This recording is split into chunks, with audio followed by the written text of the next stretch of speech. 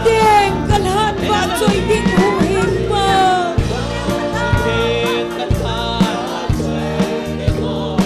Alaw bingay, hallelujah. Sudeng kalhan ba choy ding hu hing pa.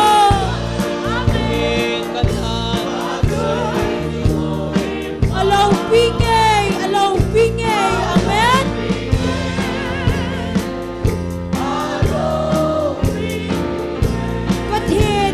Set kidang chu kahetan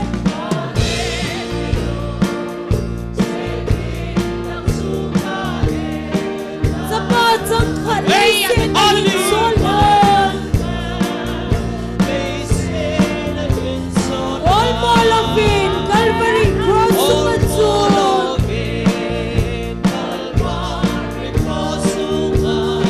Katuan se zo se apamang sonay amen. Sudeng kalhan ba choy ding hu hing pa.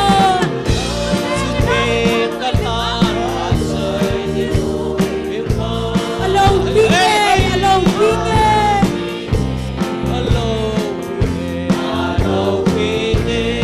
Sudeng kalhan ba choy ding hu hing pa.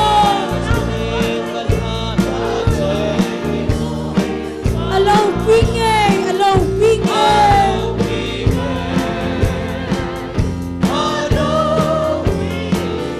Law pida pagay su ahuk ting le.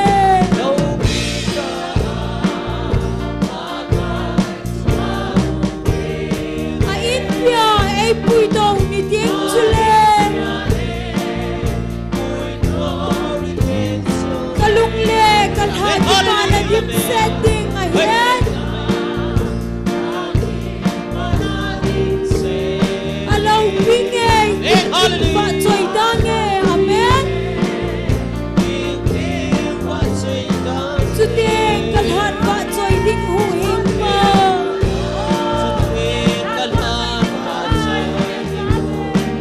Alaw bingay,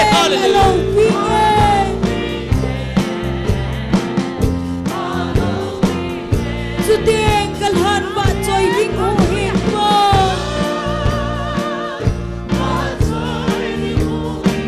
Alaw bingay, hallelujah.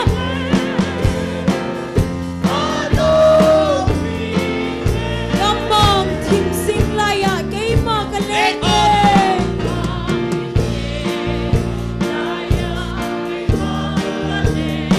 Hap ngay kidang bato o tsukasay. Molsam tsungpo magonit kagal dotle.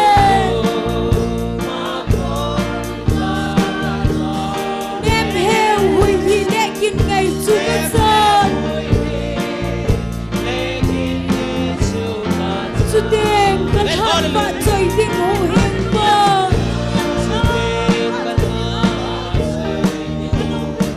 Alaw bingay, amen. Sudeng kalhan ba choy ding hu hing pa hiyan. Alaw bingay,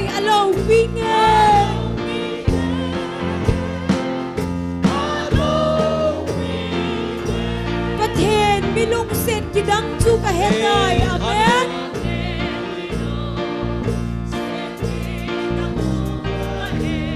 Sapa jang khat lei se na hin sol han all more of in Calvary cross sumatsun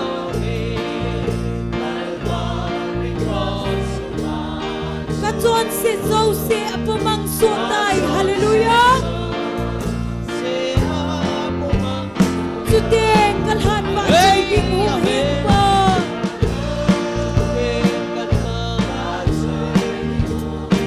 Alaw bingay,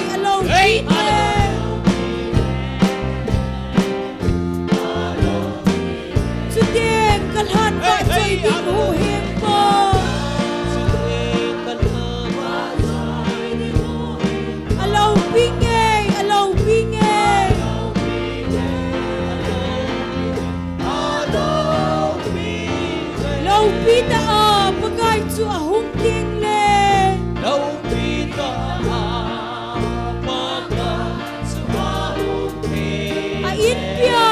pui dong ni ding chule amen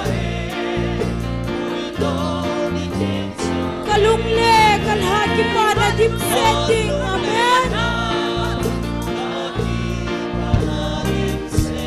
alo pinge ting ting va choi dang su ding kalhan va choi ding hu hing ko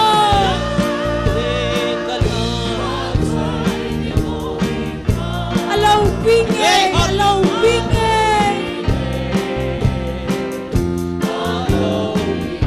su ding kalhan va choi ding hu hing ko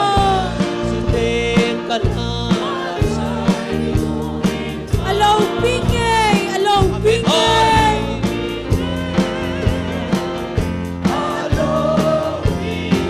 thil sem kidang ho hi ka gel do kum le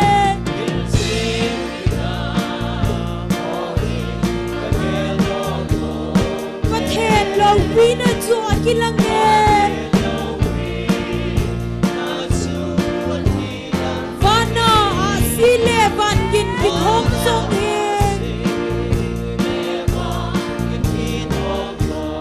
abon chan ama thahana hi amen su ding kalhan va choi ding hu hing ko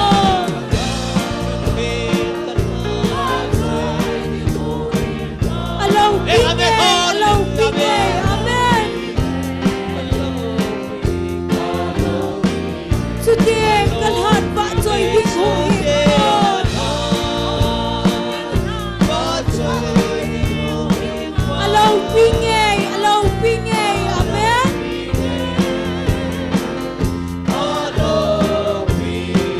lo pita a pakai chua hung ding le amen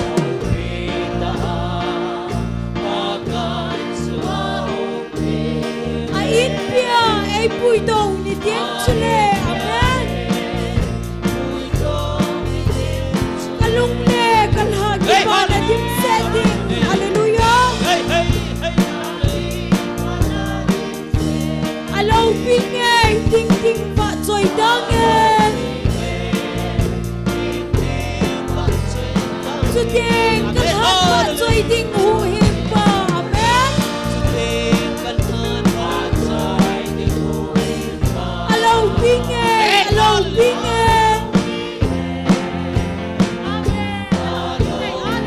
su ding kalhan va choi ding hu hing pa hallelujah alo pinge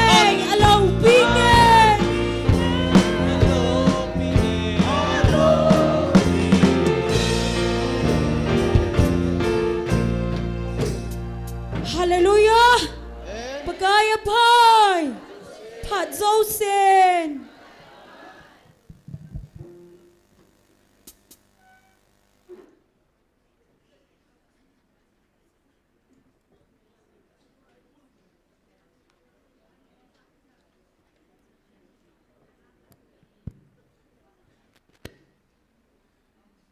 Pathinin damna phat pha phan hei pikidwin tuni khozong nizagi le somko le sagi channa tanglo hila hagau mei ti hoti ko jing thai ko yuwa awa choila ti hozong obem be ma ki pa ta thanom ta ama wa choi thia thangwa thai ko na lai jiwin ama sapen pa pathin thangwa nei piwe Bible chang mung khat sim do inge Deuteronomy bunguk chang li le chang ana chin siminge ngaizin vo Israel pakai pathin hi pakai khat se bo hi hizia chu nang man pakai na pathin chu na lungthim pumpia na hin khu pumpia chule na thanei na zo sia na ngai lut mo mong ding hi thu thing sim la wa pathin bon sa wa din phathe bu piu hen tuni ikiman cha na dingu program chomcha simhla nei neinge tunia tauna elam kai pi ding hele pastor sei boy silong hung hin tin pathin wa choila e sa pi ding hi nul hing boy pa khu khup e amania ko nai pathin wa choila ngai la deu he chi chu tuni ikiman cha na dingu hin tin ama sepena taona ananeutin pathin ko makipathu seina taona ananeutin galetul henlang buina hasana chom zongle pathinin damna apiuwa nisial hagau meti ko jingthei koiwa ta sa jong silche ne le cha iza kaining hingsena ap zaluvin pathin ko makipathu seina ananeutin ani na hin pathin hachate ni hin chukila gol hang roba jong ama ho cheng thum jong pathinin ta sal hagau dam na piuwa ama ho ko na pathin lopi na imu jing theina dinguvin ama ho jong pathinin pathai abu wa adin pi jing na dinguvin tu ni hin pathin hachate ho ding hin atum bein ama ho cheng thum ding hin tauna na neutin tu chukile program ti ho jong lol hing tai chei theina dingu to hi cheng si hin tauna ana mangutin tau chei ni hi pastor ngamlunin in nepiu la phante tu ni bon chawin ana tau ti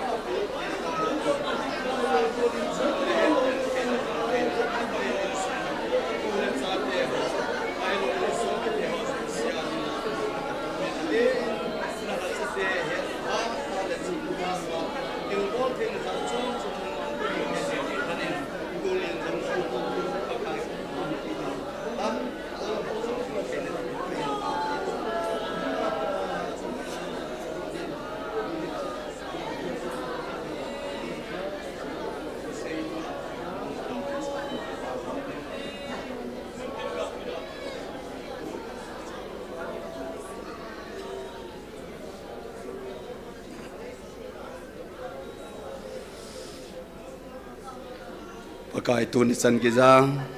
tau khom zom thianei koiwa nangma thupi dungzuya pakai lol hinsa nadingin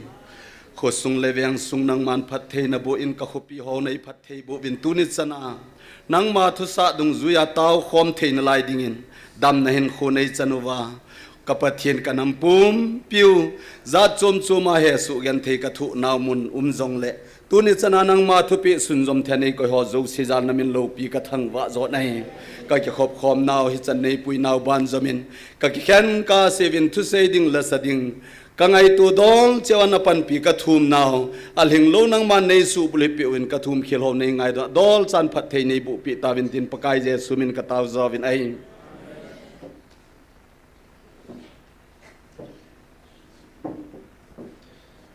tun phat abana chaloi tin pathin wa choila ai sa pi dingowin ama sapena nul hingboy ama hung sa pi vintin ama hin sa zo zo le pa khu khup e amani pathin wa choila sadingin amani phat khen pi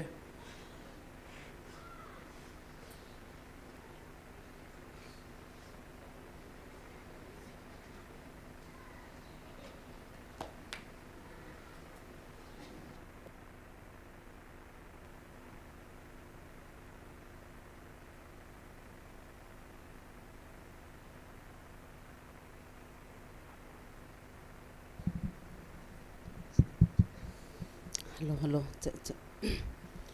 Ngày luôn sung mi thì họ nằm bon cha bên ni khopa piwa pathen thang van nam hanlang hap tan ni zen in sung mi te ka bon cha bên ta sadam mona ka nei ovin eventually te nyang tauna in na satan ei kom hanin ei tau pi ovin tunin pathen ma anga viala ding do the kom zin ha chung nong pathen chu ka thang ven hi e mun khat thu se di ke phal hi ang ka pu na kha ka sei no men kala sa ma sangin mun khana la ka sa na hile music a chi ka khu imo adin dina mi ho amo omom sanga cho hallelujah amen sab la pha hena hallelujah ka tel koi mas amen ti diong ka ki mu zo pon it's chlai mun hina satan kan ngayin na it's chlai mun tapunga pathen wa choina anu na ding mun hi tu pe na ding am ta poi ti cho ka pu na ka ga phon do hin tin pa pitalin ase wana ka pau ti momo ya sa cho hin tu ni hin sa do enga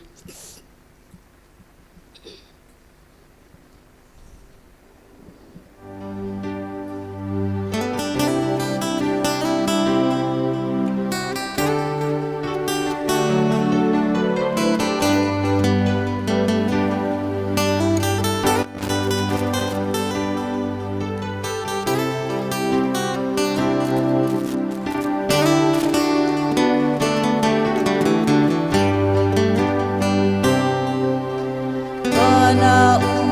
subscribe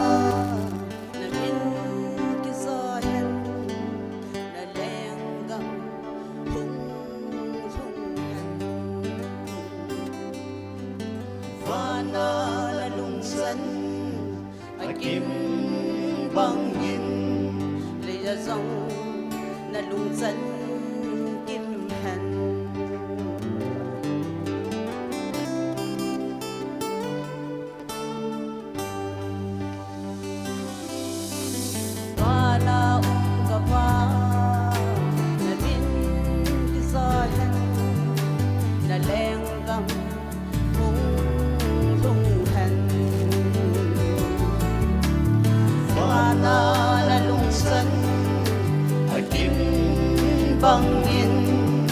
để không bỏ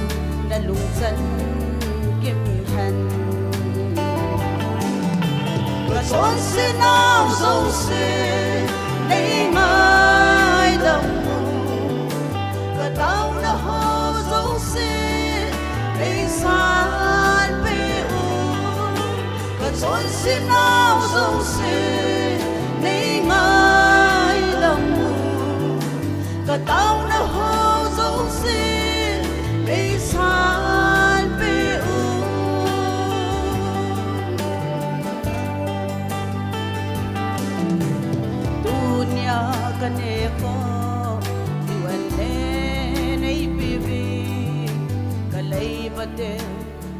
dam bang mu bin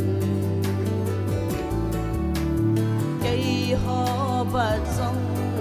nei ngai dam mu tu le lem na kunin nei hu dong ra son sin nao zo se nei ngai dam mu ka tao na ho zo se ei san pe u ka son sin nao zo se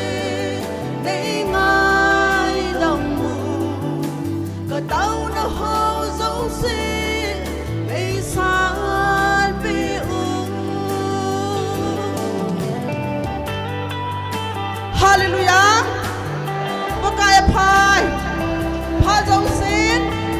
pa thiên thang va num ta han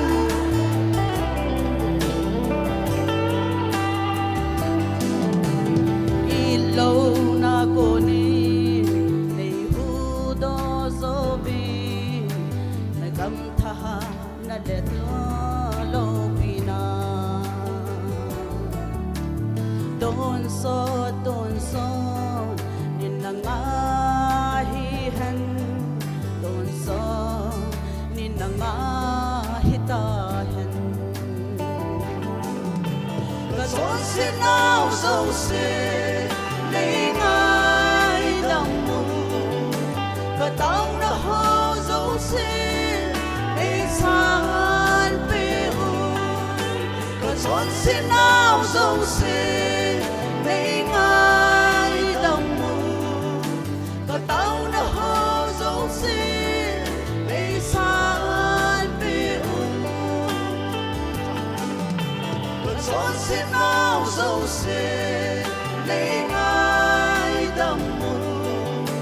ka tao na ho zo se ei san pe u ka son sin nao zo se nei ngai dam mu ka tao na ho zo se ei san pe u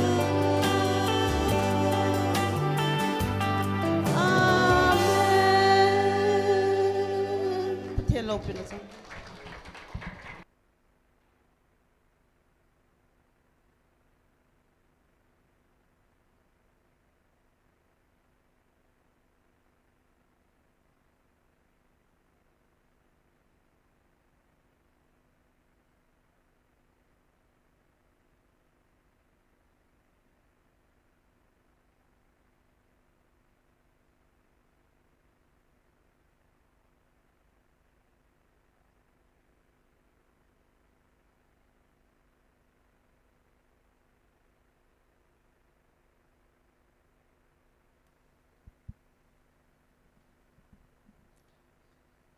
hello kipa tu ni chana phat pha ep wa dam na ep wa ha chunu pakai min lo pi thang bai na sa hen hallelujah amen kipa be se tu ni in o ta sa hin ko i ma cha hi te hi jong leng ngai lut ko na ka sa a tu ni a in lo pi pakai thang ba thia ama ba choi la sa thi dinga tu phat ta ding thia kom ấy ngày luôn bắt thiên lệ hẹn hẹn ba chỗ lệ bị họ giấu xì là bốn mình là chung chuyện vậy cái bà thu cảnh chuyện mà sai này bà bây giờ tôi vợ chơi la cái sạ đinh hình lệ sạ ngay lầu pin cái họ cái tì tôm ta lệ rồi lại cái xiềng kế ba bảnh cái xiềng khát hình sắc cái cái tin ala chơi lệ atupia hing lu mong sa tua hi khukup alpha talowin bang khup mate ya kan kai khaditan mate ka hi na chu kai khaditan khukup alpha talow tua ko na bang khup mate ti ta he mate ka hi na ka do sa ta he mate ki hi nga la ho ya khukup alpha te ke de alpha ya tiom talow na alpha yung kita hata chia chu to hi bang khum mate ti ta he ke pan be se to he ka va chola hi ka sa ri le to a chu ka sei chu hing lung mong sa ke man ka siam na chi ma ipi zo le những xét tại đây ngày bị đi và nó chung và cái thôi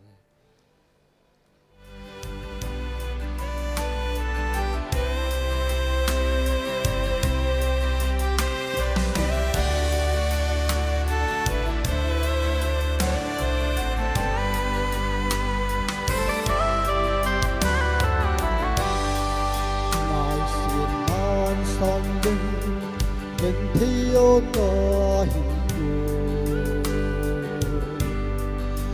sông nào vẫn cặp la ô kỳ băng thi lâu đi hình lạ kỳ hình bên dừng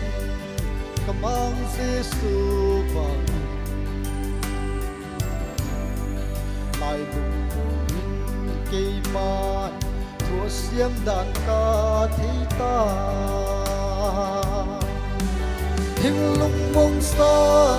gây xuân hê hình mềm dầu ô mang nê này dễ ý các gen thi na dù xìa mà vang in kỳ ma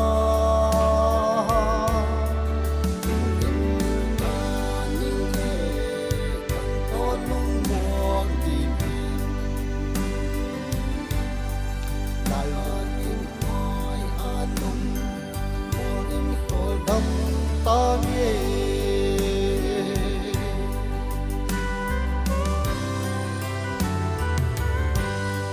mấy đồ kén thi dễ thì băng vang sẽ cả tận cả sông hè pina hình tăng xã lại Giêsu này dễ mà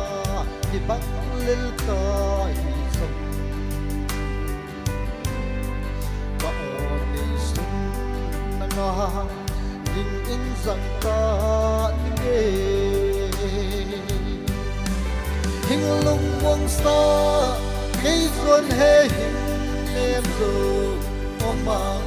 nê này dễ ý các gen thi na dù xìa mà vang in kỳ ma lung in như ta những ê tận to lung muộn tin là nhìn ngôi lung muộn in khổ đắm ta nghe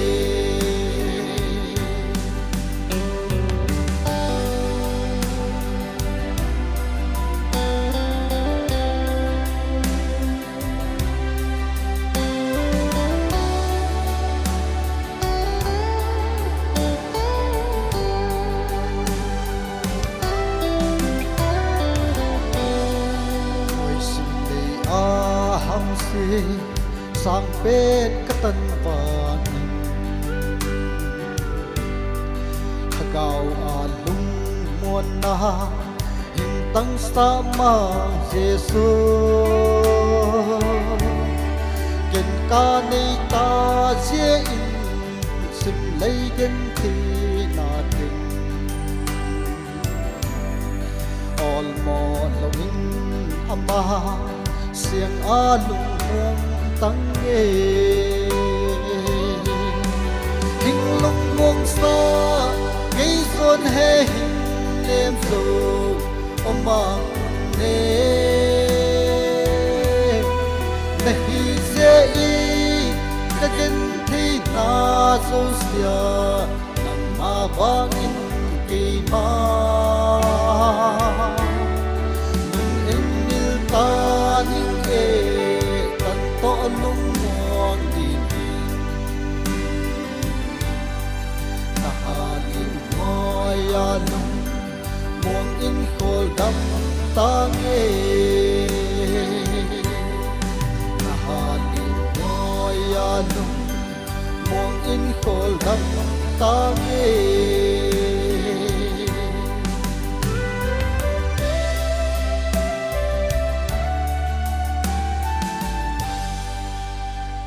cháu nên phát thị bộ tàu hình kịp vậy ประ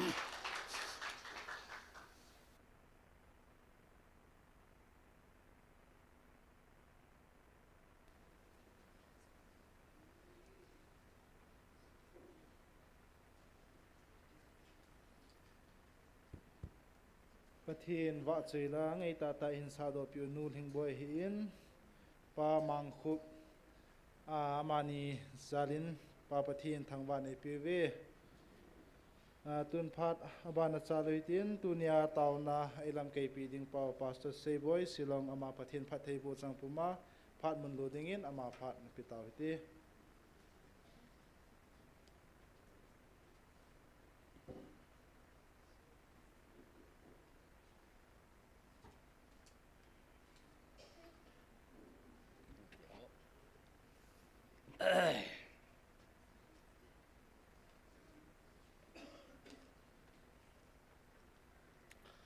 มาสาน ดำนั่นแหละผาดไผ่ปีวานิงกุมติดิงไฮตาน December ตาริกเกตนี่อินจลายเตาน้ำมันดาลฮันสิลองกอมน้ำมันกันอิโซนินปฏินภาษาเห็นติน February tarik ko tu ni tarik datai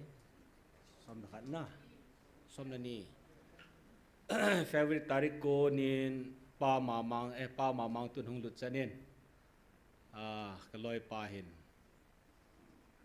ama to tarik ko nin silangkan zon kil honin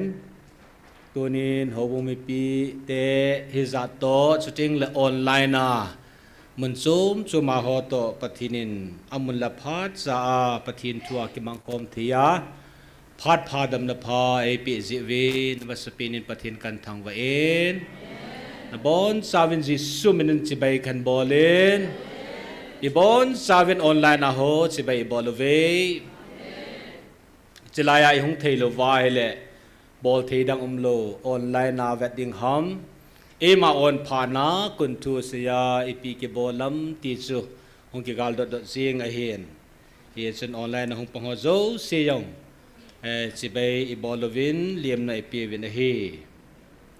เสียดิงตั้มเลจีนพานุเฮละจอมจ่ากิตันฮิจงเล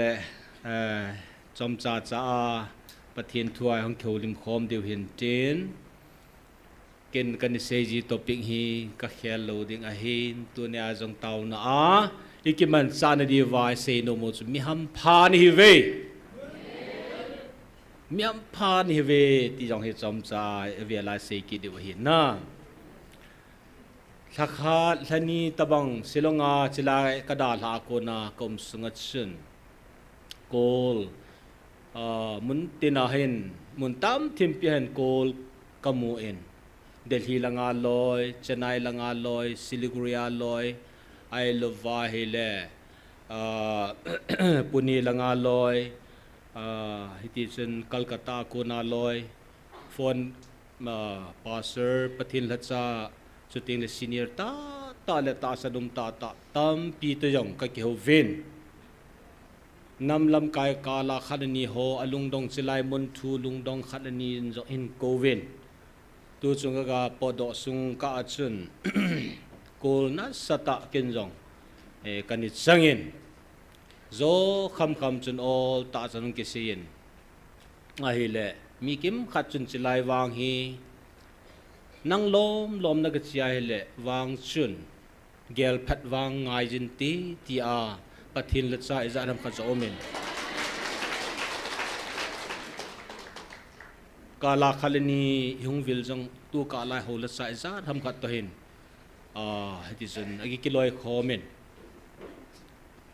เกมขัดวางซุนกิดิสตับตัวปูเจนั่งยังนัตตาสันกิตาสันินกิฮอนนัตตาสันกิตาสันวิงีที่นาลายจังโอเมนเกมขัดซุนอัปมาปุ่มอัทุยเซปูปูและนิ่งกิตลอยยังกิดฮิติขัดซุยเห็นจุดที่เละมุนดังกำดังอีเวนต์อินชิลองก็นาเซียงจงเห็น อินลังอามุนลังกัดสิลอยยันอีหัวละมุนจุ่มจุมามุนขนาดคิมฮิซังเล่ฮุปีขนาดคิมยังเล่เฟลชิปจุ่มจุมาคิมฮิจุนอีกิมังคอมเทยโปเวนฮิจิจุนเจลังอาคนปะทินทุนกิมังจานจุดที่เราว่าให้เล่อีหัวละกิมุตุเทยโปเวนอีกิมุตุยังเล่ละพาดกิมุเทยเราเห็นนะเฮ็ดสำละมาเสียดิงาฮิติจะเห็นมิตามเปลี่ยนตัวไหนเสียนุมัสออนไลน์น่าหัวให้กิดังใจ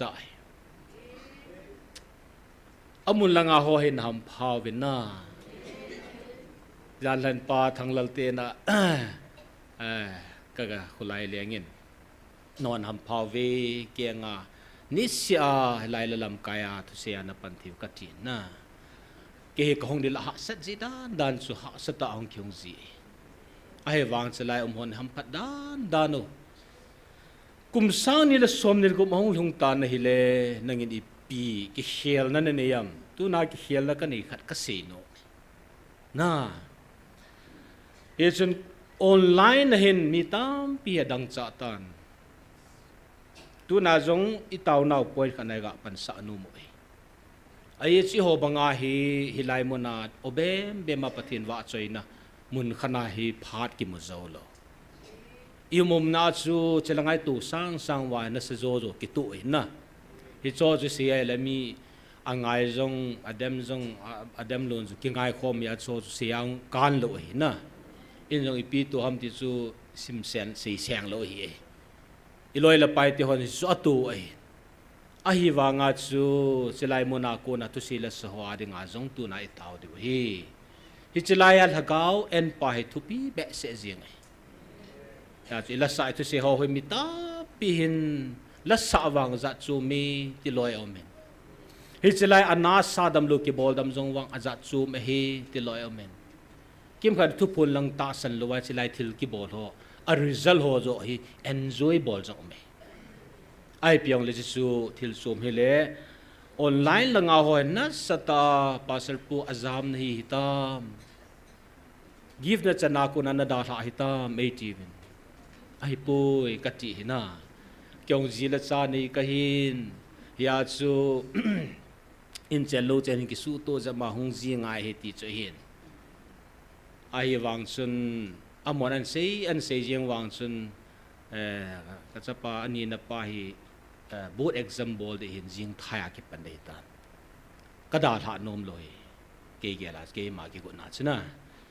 ai la hi ta bangam hon jong chelanga ko na chia pathin thuai ki man lo wa hi le ti ho chan ha se ki no vin hi le digital hon na chun ka gi ge lai ta pa ma mang kha biong ning tro pa ma mang khot be piu te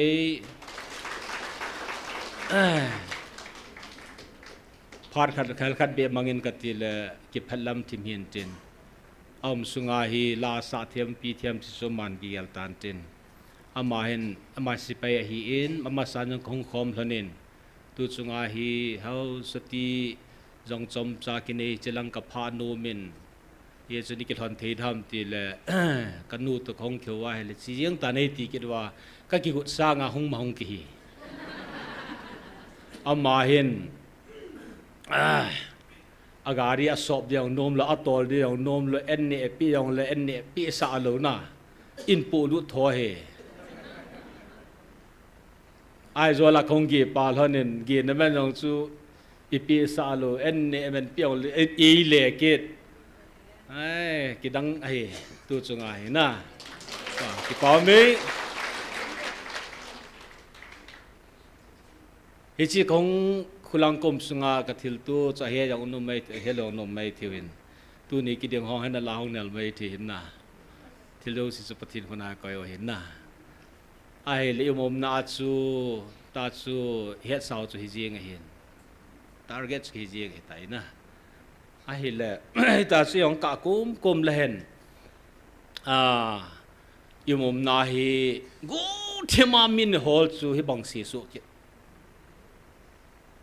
pasal si boy kita sak lo leta nu te hong lai lu ni sa no mi tam na khong kun do ni ya chu ka ki gon thei lo alang khana chu min ai ki doi le jing chu hi hen ฮิตาไลตาเห็นปามามังหิมุนขนาไม่ซ้ำก็ซิมคอมนาวเห็นขัดอินาไม่ซ้ำก็ซิมคอมนั่นแหละปาสร์ปุยแกงก็สิเลกาติกิตปากุยมันก็แกงสอบพาโลเห็นนะอามันก็แกงสอบสุก็มีที่ลงด้วย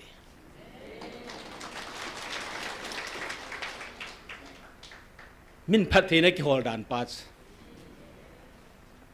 อลังขนามินที่เราไอโลวายเลจัดซูมาจิปาขวกิสุโลหิตายไออามาหินดานหัวรีไวส์บอลเดตามีฮิบองเสียสูไลตามินตาวน้ำมันดึงอาจงมินหอยนาพาได้ปินุมตะลุนะตัวเสียเนี่ยมินแคนเซลกิจใจยังไงที่ตะบังไลตาเฮกิลฮอลอยน์อีเปียนบอลตามนาก็กิปาโมโมหินุไม่กี่ฮันนั่นเลยกิกับได้เห็นนะอามีนาไม่จำซีมากิจกับโมกางจะเลยทีนะก็กิปาดานันซูกินวังนะที่ขัดซุยยาจูอลัมขนาดเตียดิ่งินไอ้จุดทัลมินหอยทัลที่ฮันเลยอิจัดเพิ่มกิที่เดียร์ไตนะกาลาขัดเลยนิวังจุดอิติกัสสาขาดำที่ซุยยาจะกูนัดคงเกี่ยวนาเฮเลจนอามายังสุดที่โนลมซาเนหิยาสุดสุงไงมาคงเกี่ยวลันเห็นนะมาจะลงปาปฏิเนทางว่าเป็นเฮคุณลองกักลุนเห็นเฮลท์รีพอร์ตก็กิบอลลังเฮเลมุนขัดมุนยากิมังตานเฮเลกูที่ไม่นี่งะจงสุ่มดิ่งหินงะดานเองอินโฟนวินอบังละกันูอโฟนินไอเล่มีนาตาวน้ำมังคีจิชุนตูน่าจงเนเวดดิวหินนาอาจูมอเห็นหงฟิลเตวหันลังตาวนักขัดเบกิมังคอมเตหันลังฮิเลตีจนหินไงสจีวินมุนตินาอักดินเป็ดหงฮิจิจนดิเทลริกิโฮมันซีปอนไอเล่หมดบังอานูเตหกขัดจงเห็นสิลงเห็นเกี่ยหงใต้ตีปานอินโกลอามาจิงอาชีดึงให้ตายไอ้เล่มาหนิลาจนนี่เทนละอินาวมาลิหงเตาเป็นละกิมุตัวละไม้จำกิชิมเล่ที่เกี่ยมันส้มเปะขนาดพร้อมทุ่มกันเองอดัมโลเตาปีดึงละกิวิลมุนทุ่มพร้อมกันเองเฮนูเกี่ยละของมันตาโลจิงอันนั้นสิดึงละมุนตั้งพัดตั้งไงกิมุตัวที่เตาวินเตก็ตีมันก็เกี่ยวใจทันอำดานให้มันเสียดอละไว้ในลุงนูโมดันอันนี้ลุงนูโมกิเตียนลังเล่ไปหาลุงนาชิมเหล่านะไอ้เล่เกี่ยสันจินิสัตย์เดย์ซันเดย์เนี่ยจิงก้าเฮียจันนูโตอินลังฮงโกไอ้เหล่านั้นเฮ้ยจูอาจารย์กิเกลลาเฮเล่ที่เกี่ยนี่กิแคนเซิลด้วยตาอาชีพนั้นเต็นการีฟรีอาการีโน้มตาปูโน้ตจูอันนี้กิแคนเซิลนี่กิเหตุเหล่านะสันดีหุ่นกากิขบว่าเฮเล่ก็ลอยนวลฮวินเฮจ้าจูก็จีนิงจูกิแคนเซิลาที่เกิดกิทางไงตัวที่ไต่ตีพานาจูก็กวิลวินโน้มตันของกิลอยขอมวินเกลัลำกำลังของทุงโจปูนสิลงไงกิมูตัวลอยเล่อีตีกิมูตัวดำตีนะก็ลงเสด็จนันจูอาจารย์นุตตาวนักการนันปีวินนะตัวนี้ว่าจงอามาวันติวเห็นตั้มปีที่จนนูเตปาเตจัดทำขันเห็นหลังขันเห็นจัดจูมาเห็นเวทหิลน่าตะวังจนอลังคิดขันเห็นมีหงซุงจริงนะอากาศกลมเละที่จนนี่เดลาคัลพรามนี่ละทุ่มจังกิโกเมฮิจิจนอีพีจงเละมีหำพาอีฮิวินปาสระหัวจงอลุงดงตาอเมนกิมขันหินนี่เสบองหินอากาปาบุฮิอบุยปีนเจลังอาทิลกิบอลลากิสโฮกิลอยโคมกิโฮบุฮิฮิจาโกนาปิติเสดหัมพัดซูมปีจงกิมขันหินทุพพลตาสันลวาทิลดังนังพัดซูมปีจงไออีกบังปูไอเลจลายหงหัวหินตาสาวะสวยลาเห็นลังทุพพลเห็นลังอีปีจง all in all ทิลโจซีอินเนวหินมีหำพันในเรื่องหำพันในกิบังลุยนะยาสุกัมจุมอมกิยาสุมีหิมเตลุงเกลีอิจานังมัดกิเฮอากิตาวจงอามาปูเวกิมขัดหินทิลกิบอลจงอามาปูเว kim khanin aki phung pa ta hai mau chu that mom dan chu na he che mo ta tu pun thu hil chin gu la ha saki ne hai che la nga thilum ho khu ipjam de la tu phut ding ji a hi pathinin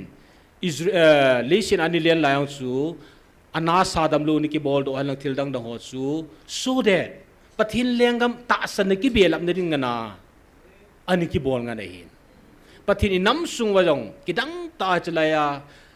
hi tabang pathin na to dam na hen lang ta sa lago dam nei ki pi ho ta san na ikibul phu the ni le tu chunga thu phon ho adingai het chin the ni ngan sin hi ai asip kop thelo mi tam piu me na ai pial is til chom hin ten kum sani som ni lagu yong lut phan over hin khulanga yong komen ka gelin ka ke ya ko na ki hi na ka chu pi ham ti a hele pi ti sei dam no ina ti su ka hepon ke wang hin ka bo nga ka mo ngai lu jing kum tha wang hin na kalunga kan gel jisu bon chawai tauna mi hilo lu kan taw kop ji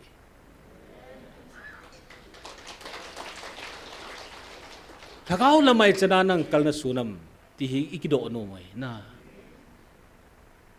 ngai lu na mo nga ka ngai lu ji kalung dong ai noi pathin hui lampia nang ichana kalna sun sa man ka he poina zani wa choila sa su no ka sa dan chu wa choila sa hilung le ka sa ne ka het kha lo ka hin kwa tu kum tha sunga khonga hi mi hilung la wa choila ki sa no ka sa dan chu ya tu ne hi so pi le nau te ho pathinin kum ni zagi le ni som ko le ni sagi na e pui ta ven hi cha hinang in ipi phat chum na ne yang kim khanin ipiranga ni khone sei jiu ham spiritual brightness lagau kilisa na hoi thon khan te ti ji khoi tho sa na da ki se hilovin ani kho ki ho cho hi pon hi chan ge bol theina lagau spirit ei pi pau ipi tha ham i het lo cho a ki het thei pin cho ani khu ki simpa cho hi hen ani khu cho worship ki bol he pon ni sang khare ni sang som yong le ki chim thelu ding thapa chu a ki sei ro thelu ya chu ni khung ki sei khaji ngai ma po hitin gam dang mun dang dang aw khun ipira ni kho tam pi pi khun asya na si ho mati jiben hi ju ki bu sa na ki sei hi pon ni kho hit chana na dang cha na gil kil na chim na thelu wa pathin dang cha che gil kil che cha thanup theina tha e pi pau hi asu mil zium lo asei lo zium lo ani kho ki ho chi lo hichan gya pathin na phathi na khatlani thum linga tin siminati tunin i tuiche wen tu la ila sawang kyong na sa ka sa momoi mi pi la sa ahin chang la sa ahin pathin ei mang chamong mongwe ti hi kin jong ka phon do no me na so na the test atesa tuina pa jo ne he thei ta main ke tu atha be a chalai khong lut zan he khong a pana za chom be ka feel ki na bon chawalam kaya pat aneu pin chan ya hi na nalim ne melong ka het su sa thelo kamo ngai lut thoi ya stu ne taw na poi na number 1 na ki ngai lut nai su pi to ik ngai lut lo wa igal sa do hi na sa hi o igar sadu na sai ichen kumzat in sadu hello pio ke jing yang kan ki gela su kumni kum thum hele thilo hi hung nol ban tin ese ki mun tin kia ki gela chom chana ha pana pan khanuma to ai hung pan ning da ni hoi tai inung vet phan hung ai su pite ho gal ta sadu tu lai tai zona lam jong pathinei pi khat tawin tin hi jong le gal ta pa chu isa lai to hi gal ni na ne ve ti hi thelang gal thum ba na lai le de sai na Israel te ham phan chu gal khat ani ne u chu hi chu ta sa gal hi hi chu ta sa gal chu alal ngai lo azo jing oi i oi pathin in Israel te sang e ngai lu ja gal ni ne oi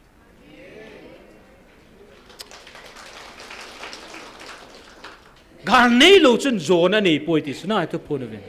gal ni zo di hin khani i zo ta e chu pu pe sin ai bang bangan sel an dem ji ven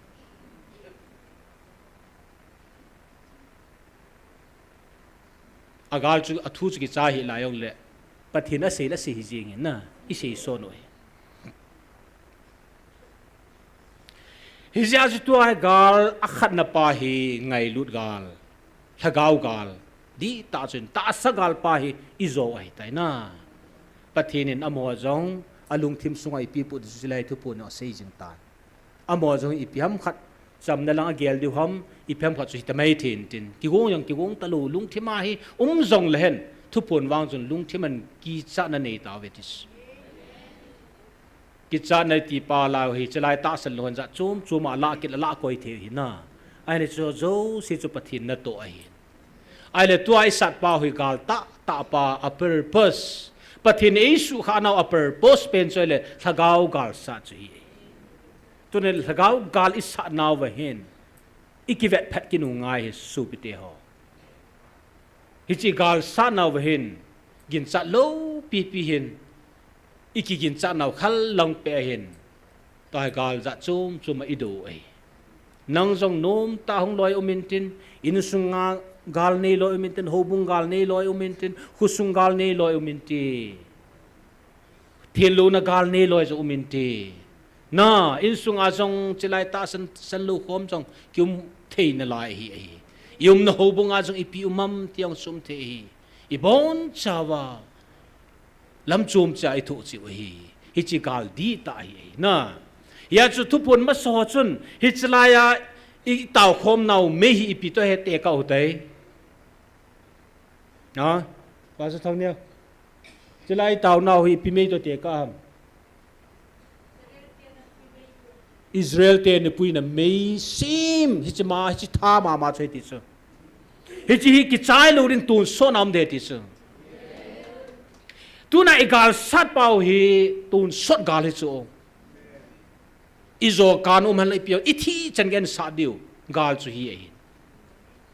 abung aphat phan ni pathin zone se pin ve taw atam zo ki ge la ki ngai tua hi pathin e sem phem bodin pian la no tan pathin ke wa choin tin ti ge lo za he chi hung hi lo thim ding ai umai na ya chi gal sat pau ki gut phadung ai chu ton sot gal sa diu pathin gal bung achang phat phana gal chon itu pi diu hiti as tu na hi chi gal dam sunga gal pa hi isa chai then di wa factor to pi pen ta chu kingai lu di pa tu nai khat la khat kingai lu mo na di wai taw di su pi te kingai lu di he su pi te ho na lung thima ngai lu thei lo na ne la tu nai i se tha de pakai hilaya hina extra ngai lu na kan nei thi pat lak sau la ka thiang do thi so ka kit pa dan mi ngai lu the ai le email ma jeng i ngai lu the le e kidame tu na chlai nom ta pathi de wa choi wa i him the ni diu chu thil lang ji lo hi chlaya ho hi na i ki ngai lu diu hi gam dang naw chu taw kop diu na chu tu na chlai i ki ngai lu i taw po wa hi le pathinin thu pu nó sei gam ta chu hilai mun na taw wai la hi thei lo riong a hi thei ji ti chu hilai a thil gu zo si ki sei do ai tai su pi te ho pu pe so ne chi ho zo sha di chu hi chala hi na politics bol na de ti chu la hi chala hi na gal shot na de ti chu i gal shot no chala chu me hi a ji lo le ne di chala hin igal sat pa ta sal le gao akop ma gal hi ja chu igal zone lu chla hi chla igal zone ri ha de diu pian chu ngai lu na chu su pe te ho na lung thim sung hen tu na gao thuai pa na su pe te ho pathin hin amu he ong na lung thimu hi abon chami khana ka he tabang ka he su ke yati achu tele inzo te na lung tima do lung na ni put khale pathin a he ti wangi sumel pote supite ho paka ngai luna bo ke ma nei ki pasa do hetis igal zone di dong sungai luna hi tun sona kang lo ni sungai luna hi Israel te ka puya chun le tu sungan ho ka puya ki bong po hetis Israel te ka puy sangan ha tan ha sa zoi ti so Israel te su ta sa puya ta sa thu no lo le sini akamakat sa avel hum le thili ki sai mi la gup thi su thupi lo ta bang he pathina dinga I lo thema bol he mi la gup thil su ka sab kum somli sunga chu pul do min ki thili ki lo mi chu na pathina to ki dang mong so hi cho study in bol te ngai len ki dang mong a mi ahung chila hung do ho chu akhang tha ho tai lo adang si kum som li sunga thi hi chu no ho wang chu ati inzo lam teng la thupu na hi ditela kan se di hi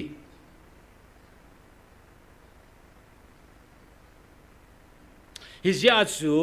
tu na hi van nu yan angai hizia chu alanga ingay wa hizia chu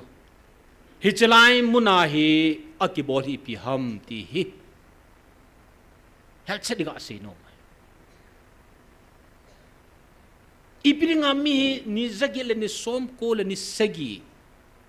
tuiche a chilai mi yung thi ham ti hi khul ngai hi namo dem tole ni za di ta ipi phat chum na ni ke hop mu dam na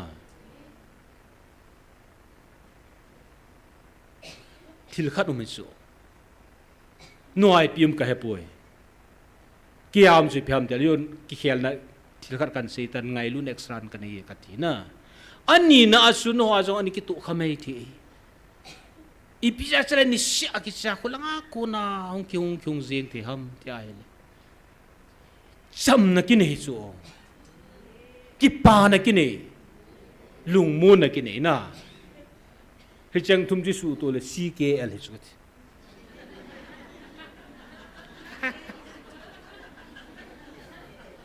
azu aza nan se ki de na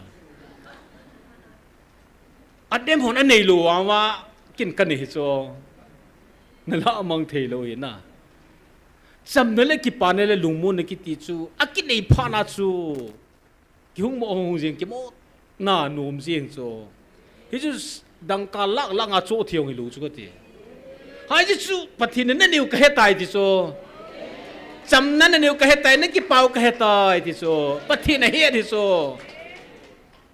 a dem ho cho na nei lu ya cho he thei lo mi a test ne thei lo ne khalu chu ti ba a sei diu ham na da diu ham na hi chi ki nei pha nai su pi te ho hi la he ki chi jing ai a moin ve ding hai ve nai de chun pathin aluwa lo pi pa khulai aho ipi ga bol da mati oi mi dang panai nu mei chat pang la khulai pi ga bol mo mam ti le ka za le cha liu ji chu ab mit chu honan sei ta thaga wa mit he thim lo an sei ta le ke yong kalung le don liu ji chu me apre ti za sa lom lo mai chela pi na ga bol lom ma thil ho wa sei koi da ve wan sei tu chanu le kyong ka le ta san do di ji tu sei wang cho thiam ve na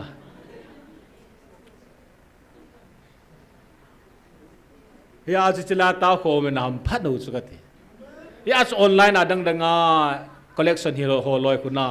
hi lang amu le thagao en amu ji ji ya chu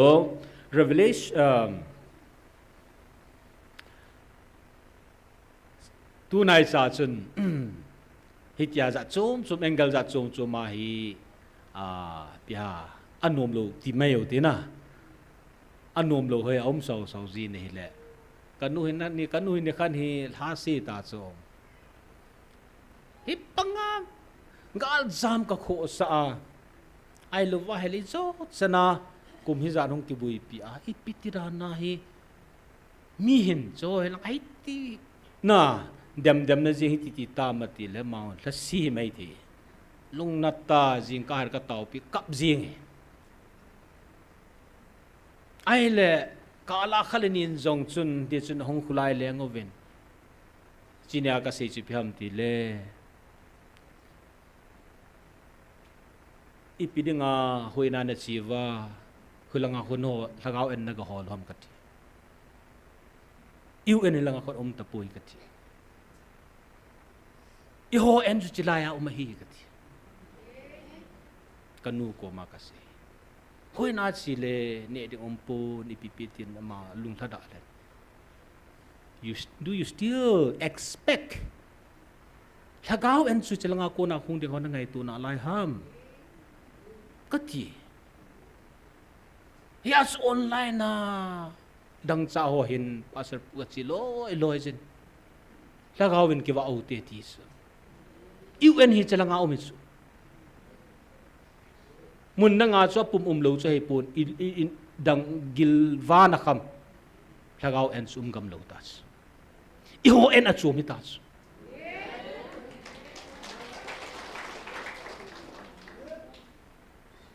hi chi thu go chum ket phana chu I cha te exam lai hong ki da la ki hi chilanga lagaw enum ta cha chu tu na I taw na point ho de ngai I ke ngai lu deu chelaya thu si la so de I taw pi de ka ti chi chu hi tu na lagaw en ki va oi na room revelation gol khanin taw na khar ga amang ho ten salman bol tong ki lo di zinai le biha Sunday ni hizab lo ji chun taw na point la khana ka lun revelation bung khat chang gi la hui vet na hi le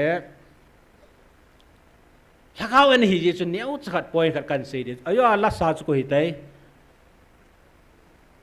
alpha mau po mati okay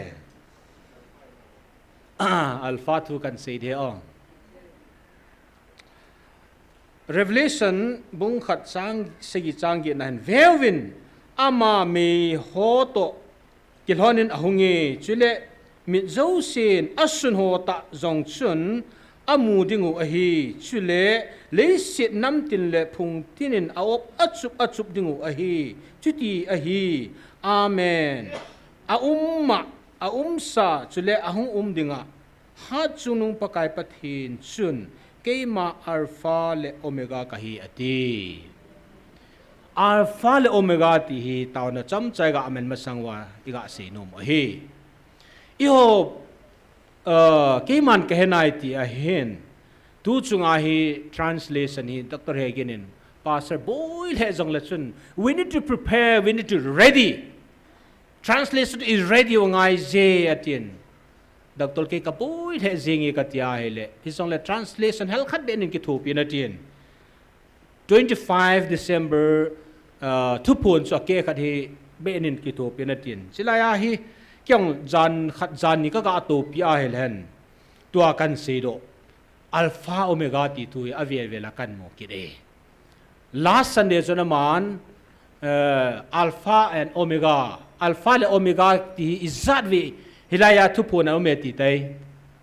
ne na lai wa ha ne lo taw na 39 times som thum la ko ve akimin phai tis I bible wa hi alpha le omega ki ti revelation amun thumbo wa ki phai ahilla abula le ti a concept wang chu revelation mama mun thuma aumen mun gu ma me bible mun dang at Isaiah jong sun keima abula le ti hi concept thumma men ago ma mun ku to banga me ai wanga tunia chilaya iho pathin hung vil pau hin alpha le omega ka hi hingjing ha chung na pathinu ka hi ti som thum la ku vi apha adas allo pida nan chuna ta kan sim do na chu alpha omega hi hen amen atis a umma ati chu present a umsa achi sana chutel ahung kiding ha chunu na pathin alpha omega chu ka heti so pathin ke phun hi al sadai na khatwang ka se chu jehovah I love Elohim tin Israel tin ei ko wet so pathin alo pin agun na pa he o boy nu tin na loi tin na nge nu tin na loi min tin cho chong a tin no te mi khat ngai lut na alung sit express ball na hi te banga ipathin pau hi za chung chum Israel ten animin sawe alo pi zia chu min khat ke sai la hi na pa he hing zo zi lo hi bang nga chu ho min ho tam pim ho la chu alpha omega pathin ka hi athi so verse 42 ayo chu na ki mune lagawa gal na nei uvin na pau ke ma alpha omega ha chung na pathinu ke man gal ka zoding a hi this alpha omega na ya chu mi tam pin tu la ya mun chom choma online ani ve halang ho la cha ku halang hi jong le i bible wa hen tu chung thu phun ni om po ni tiu chu hi e ai la alpha omega ke ti pa hi ko ham ti he do ngai alpha ki ti pa hi chi bible masanga num herwa hi chi bible sunga hi chi bible ki che ya yo hi chu ka he ti ta wa the meaning of alpha and omega alpha le omega ha chunung hingjing na pathin ko hi atia hil che na pen chu he was before the bible masanga num pa bible sunga bible sunga ja chu tu chunga he mun janivel bung janivel kut abol ta chu bible ada thai lo bible sunga na bible ki cheya jong na lai pa chu ka hi atines hi chi hingjing na pathinu alpha le omega ka hi ati ya chu chelai thu punuma pathin hingjing ha chung na pathi alpha le omega ka hi ati ti ngai le hingjing ha chung nung pathin mong chu hi ti pa chu I het chin ji di we to say masa lang chu kan Satan the attributes of God pathin a hi na quality chi vena hi le Satan hon pathin quality alpha omega athing ki ti chu a claim thelo hi research involved in lang I ho hian lang ata sa lo ko hi jong le Satanin Bible ki sima pat ai ki chai chan gia ke hingjing ha chunung pathin ka hi ti a sei kha am hin kholovin research involved in Satan chun thil azo se hinai ahi wanga I chan ge limitation ani ham ti het ngai hi pathin hi lo pi pathin ka hi ti ngai lo hi ma he mi zo hep tho hi ma he pathin hi na chong ke hong la thei lo hi I ho sang gi cha zo hi chelai ho ngai la mo gi cha ho gi cha lo so I pizin nam del hagao spirit bing hi nai lo ji oi pathin masanga amo mu to I mu thei lo amon a he da hi pathin che ho sa he chin se do hi hi ja chu akam ji nga jong pathin quality chu a sei thei lo nang nan man sa mi hoi lam pha chu twist abola zo la wang chu Satan na to ai le chelai ke ma hingjing pathin ha chung nung ka hi ti a sei ngai lo hi bible a zo lo hi tun jong research in bolovin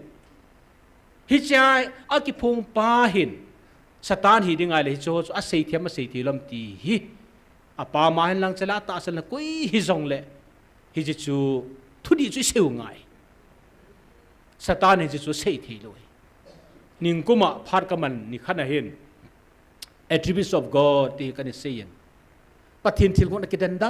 dan chu kan si cha tauna ga man good vile mi ki man hung ta chu imat tau chuna adi wang ka hetapon ai le chai la lam za chu lam athing ti hoi Satan on sei tapin dongu mi pi he nai dok chuna ka sei thi pu ve ti chala pathin quality ho alpha omega ha chunung hingjing athing ti pathinin aman attributes amma hin koi machan anei lo ho chu Satanin asei ngam lo ai ama hingjing pathin hi na hija chu alpha omega kiti hi ipi chu se ham ti le pathin chu I bible masanga pa na he was an sa a jing Bible ta Bible ada ha lo chu Bible ki chai jong a jing ding tun sot ge a jing ding chu I pau pathin chu hi ji a chu som thum la ko ve alpha omega ti claim abolai chai na abana jong tu ponum sunga izat ven si da ham hi ja chu tu na chilai mu na ni hi zat I tau the nau chu pi ham tia hi le pathinin e ma pu yo hi mit thelo Israel te pui na mei ya chu e pu yo hi na hi ja chu tu na ho hin paka itio ha ta revival it chan dio na sata tau na man ikingai lu de hi ti pa chu hi na ye chon tau na gol khadin mango hitin tau na poina iman dio chu kingai lu theina ding na nang ma ding se ana ki tau de ta chu paka hichlai hung ho la hi ka ngai lu thelu kha di ba ha ka lung tim suna kha di ba paka na ji su menin tia ji su menai ki than dio paka iki ngai lu ngai su pete ho ha tan ki ngai lu te na ki sum bol wang sum loading tu chunga tu phun no seita cha chu mai am du chu pathina dei lo pit hoi lai ola kin kan pika ma kan thani no da ling se ne tis ho bung bui pi ngai lo khusung bui pi ngai lo imum na wa tango pathena bowling pan an bowling hi athu ha na ve ta athu ha di thu di wai jing ni upayam lo in no do le na ding dang khadi ki hol di hui mai jing hi he thiwa pathina chum be ading pawang chu pathin amu lo hi e encourage lo hi hilai hoi lai jong le thu vin tau vin ti in jong ki thu hi in jong toai jong na jinga thai pi su di hello hi whatever pathin pi su lang jong le pathin thu thoi ti mai de na hi ja su ki ngai lu na nei ta e ho silai sunga khat ani na su in dem ji ho jong I tau pi ngai hi na sam si teu chu sam si thu hi vintage le thu hi vintage pat thei bu zo vin chu ti han lang hi le a chungal me am ki sit khum hi det tu na kala khalani in hethim lo ho jong chu I tau pi di hi pakai ngai lu na ka nei na thei dinga ta I tau di hi I gut go na lai se sit lu di hi I tau pi di hi pathin na an to de hi chlai tu phuna sei ta chula a hi thei lo hi thei na pen tau na hi ti so I tau wa hi le alung chang so manga chu nil sanga pathin na an to de pathin atto le atto lu chu pathin khunai koi di hi I ho chu kin chu I tau di hi ya chu amo chu ingai lu na thei di wa tau di hi athum na achu muntin gamtina I ho banga collectiona chi khoma tau khom theo I ham phawin mun chum gam chum a hin hitia chu gan thin ha san ya chum thoa I sei le no mai I changai thu la ha min invet na lo yong chu ni khan ni ki bui pi bo chu nu me wadi de was kap le bo chu na athuran chu alung neo chu he pun hi chingai lu na pa hi nu me hoin a hau hi chu alup tha ding ma lup la lo teng le I yong chel chet o ong san on le a me mi lik ti thei bo chu hi lo ha hi ti la nga mun sum gam chu ma hong chu na khanen neu chan an te po le ke chet ki chu ho yong hen mun dang dang am ho hin chilai om ho jong le adi sana mun sum chu ma na Singapore Holland hoi langai lo wai le Delhi Silangwa ti mun sum chu ma atasan I ho bangala hi tabang opportunity changjul ho mun sum ho I tau kop de hi chang thumara chu tau de hi ong I ho ikit han du pakai ngai lu na ti diu na ikit ngai lu ni he su pe ta ka na bon chawa ke wan kan ngai lu ni na ya chu ki ngai lu de pakai azizu tu na ina to ithil wolo hi ki sai dinga na ngai tu ham hilu so itun do takawa ti hi patin iki ngai lu takawa da la lo ris na ki ngai lu lo la za hung tam piung ta ve ta to ai lai ta san ho I ham pha I ma hi bang wa hi helai ki ngai lu ni hoi I ma ham pha hi du chi ho la ji nga jong he thiwa pathina tun do go ni hon e se ta ni ti vet sap cham ho cho Asia hilin hidal hai te vi to hai so cho nei sengan chu pathina tun do go ni he chinu ngai lu na ki tung do de sa na lung sungai langa nong wa ngai lu na nei lu the so ke yong chom ka struggle kan hi su me kala an na sa sira na hong the chu hi ja chu pathina tun do de ngai lu nes pakai ngai lu na chu hi chi ngai lu nei ki chai lu ri chu SM mu ka ri ngai taw le le ji hi tango tôn suốt này tạo điều số mình chỉ mê hí tôn suốt mê hết thì chứ là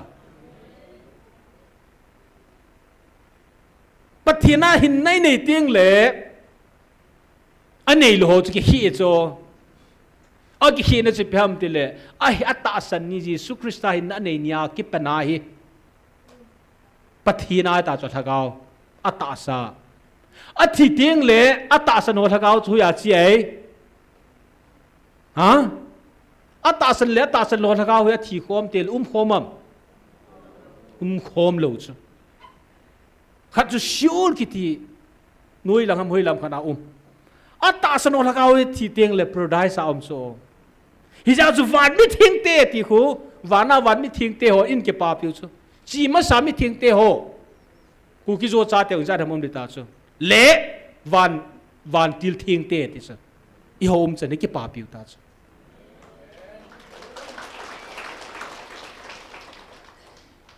các bạn si pai lo le na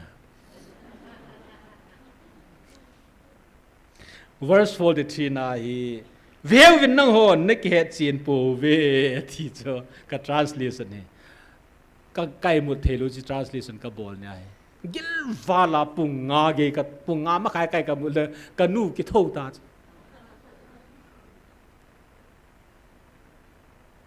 lúc na exchange ki bol ji lon ipia ti sa jona to ham ta chi lai war si ka le la kil be se jingin inzo tiang le second session la hela kan se de cái pa nó giống hi là xiên này cái một thế lộ rồi cái này mò he vậy chơn nó cái xiên bố về thì số bài chỉ là thu buồn hiện verse 43 nữa chứ ý hầm phát nói cái xiên lộ rồi băng nén sẽ đi kia được chứ nhỉ hi à chú tu này hỏi chấm khăn ai đây tàu chứ lim cái vậy chứ hi lộ chứ bắt thiên tôn số nào cái trái ta lộ đi in là tổ hi thiên đang mang cái trái về thì họ nó tổ cái trái lộ đi hi chỉ là thằng anh so na hi chỉ lại ni khun avet sai pi ha thil tam pium sula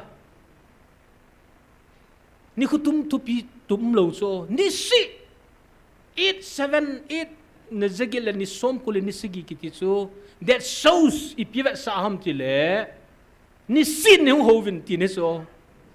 not specific day Sunday hello Good Friday hello Christmas hello every day tu chân heo hết thì lù không, na, ni sin nei vợ cho ni sin hung tao ni sin nei hồ vinh thì nei so,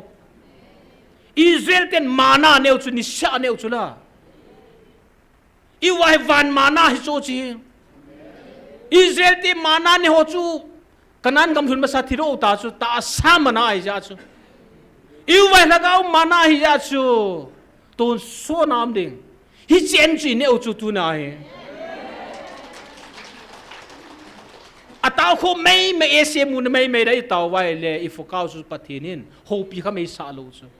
nên nếu hi là cao anh ni xin nêu về tôn số na hi chỉ mấy số thì lâu đấy hi chỉ mấy ác cái bụi này về thì số là cao tôn số làm rõ hiểu số mấy hi chỉ số chỉ là hi là tôn số na cái mà có mà ông định cái hết số ván về coi mà chạm bụi nó hồ bụi này về thì ta sa lagao ta he le tu hin na hi chi hon hi hai kan thi ji lo hin e chun taw na gol khan ga mang kin utin na kan se si ai le ang sao ja beu kha en e chi na che wa ding do ten pathin ko ma he pa ngai lu ne ki thum de wa hi na i ngai lu thi lo ho jong i taw pi de hi ho bung ho joi taw pi de wa hi in sunga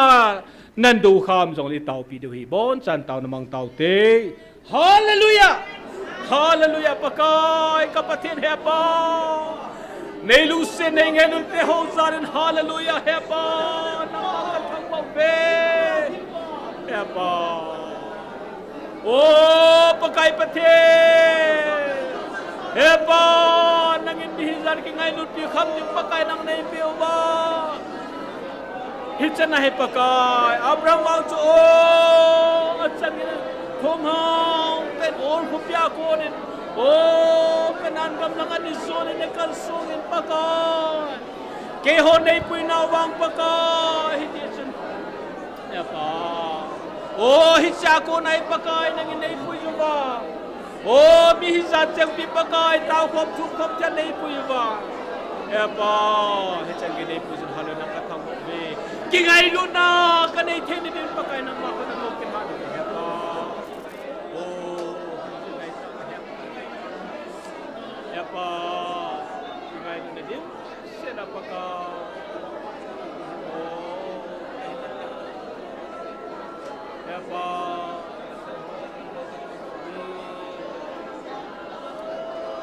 lu se the pathe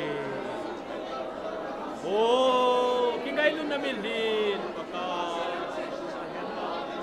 gari ti ka sa de hitam pakai kingai lu na lung khana khong din khom tiang on pakai hi chu tu ha si hi chi kingai lu na pakai o zi pakai Kuki Baptist Convention na Jesu manin pakai o bung kilai khom zo sila thiam do tong pakai na Jesu man hi chingai lu na chu ka nang nei zo sa de pakai ni ha mun chom chom pakai ta sana ha chan kan ti zo se pakai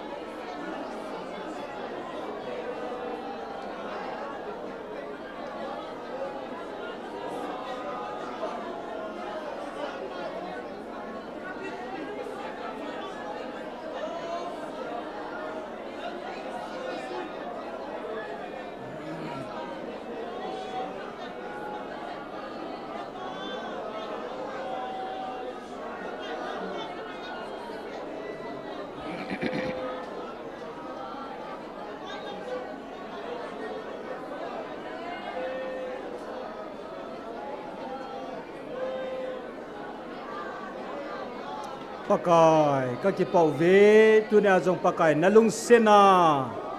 ni kho hi zat pakai nang ma wa choi thia thang wa the nei koi jun hallelujah ka pathin nang ka thang wa ve hepa tu nai pakai khala khat ki ngai ludinga ki ngai lu na leng gam tung do dinga na kau hen cha te ka heaven pakai nang ka thang wa ve ki ho sung ka ki ngai lu na pung han lang pakai ningan sina van noya hiji ki ngai luna sei phung thei dingin pakai hethim nai lo te ho pung ho jong pakai tuni nang ma khona kan wap sa ve montin kam tina pakai chila online na hin ve zia hepa ki ho banga taw khom pi ding nei lo mitam piom zin pakai lung leng vai za mi te ho na sei so ji tiang la pakai nang ma thu hi na te ho en ne ding heva va lu va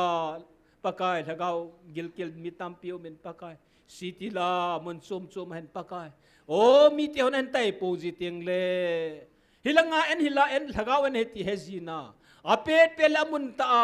pakai gatil kho ding mi thelo tam piam zin pakai na ja ji su men pakai mo jo se kan gel do we hepa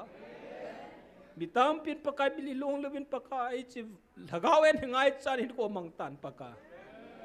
ki ho kampawin mundang dang hen pakai ha senagan tin ida chum to tampio min pakai na ji shu min ka tawai lagawin vilin ang pakai hat na pia o pakai pathi tun sona ngal zona su pakai kanei thini di nang sona pan pilang na ji shu min ka tawai te cham sar khan vi ga taw kin hote na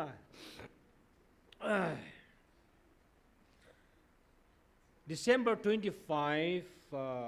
ni to pun verse 41 in siming kating achai na taon man liki khan diwai tai na vewin keiman nam khat kalhan teng le gal anei zin a he pathin in Israel ten il hanaw chu alhan ni nia pan gal ne o he iho atasan ho hi Abraham te te kaus Abraham pathina ko lai a chang hi a hi iho wang i ham phawin mi zat taw khom te la sa khom te me pathini thang wo bene hi ja chu kami mi ka han teng le gal ane jiwe kami Israel ten zong am ho ta sa ka cha ka han mi hi ji oven ta sa gal ane yoven ahin nang ho wang ta sa zong thaga wa zong ania ka chan hi ji oven ta sa zong gal ne oven ke ma na pau hat tha hat na zalin na zo taw ve ta sagal Israel te chu bal khat ki pi ta sa ki lenga ta sagal ne nang ho wang ta sa yong ka cha thaga wang ka cha ti cho Israel te hu ta sa chai iho ta sa lagawai achai chu na pathin nam lai nau ta sa jong thaga ma yo hi cho thil ki sial hin na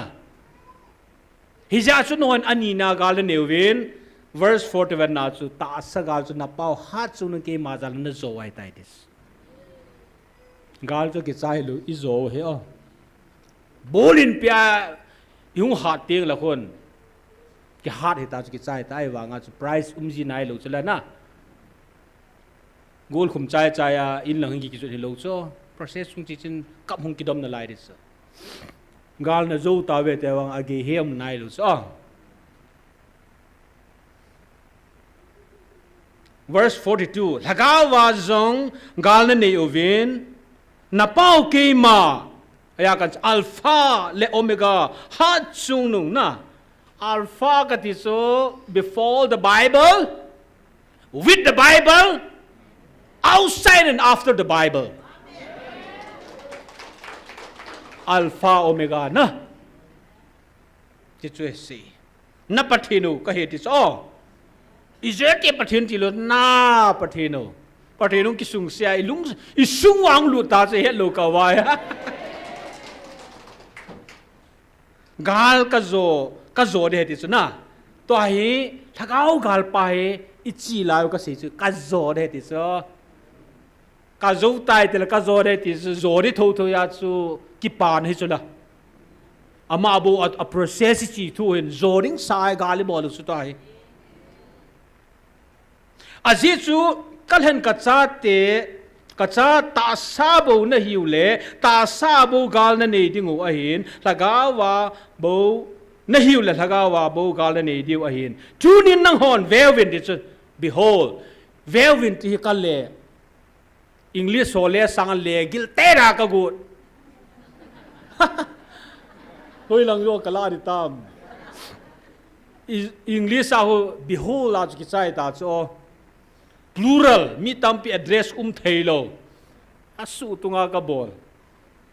eu wa ki chiran veu vinit ya hu wedding may behold veu vinit ya hu mi tampi engagable so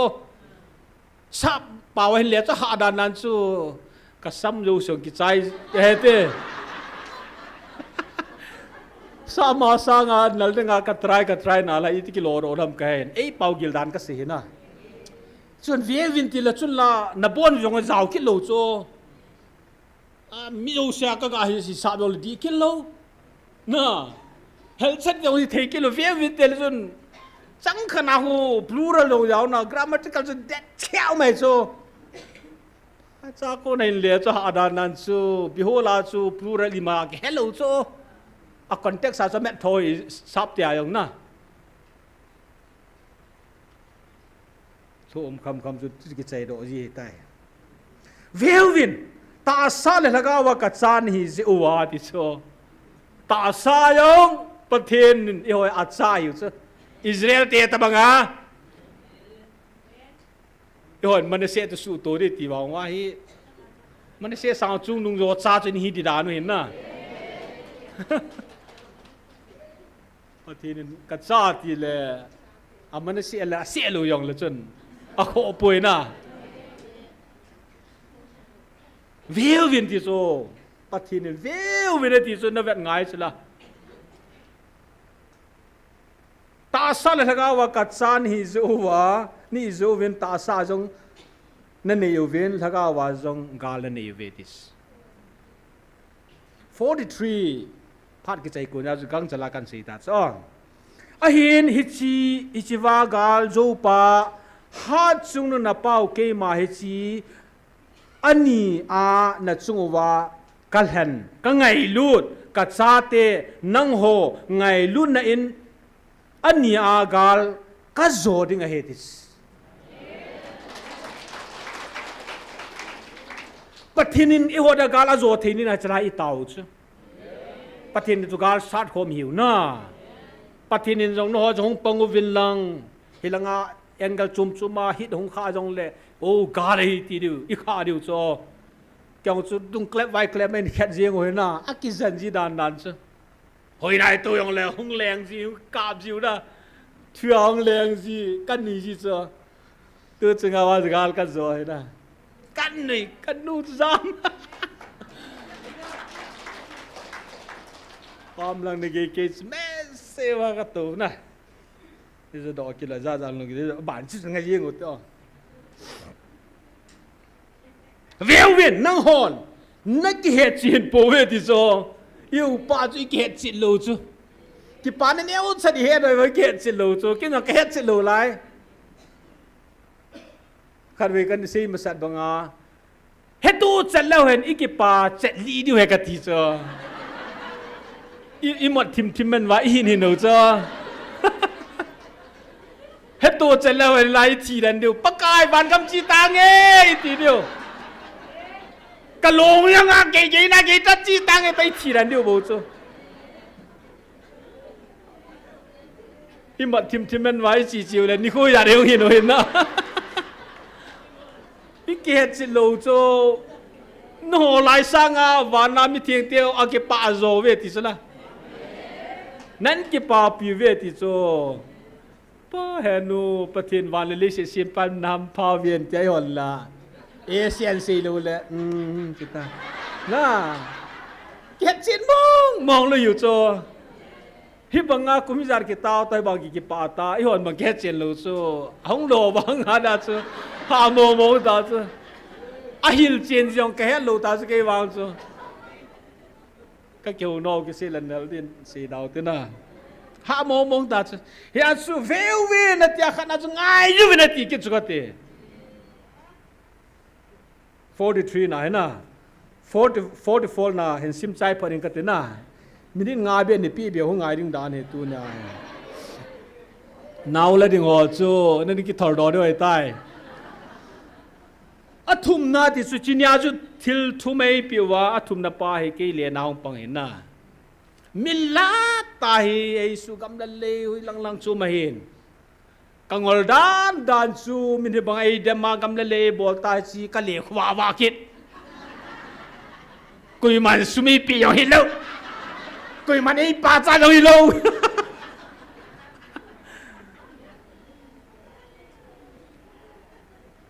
ki ngol wang chi ngol lai tai na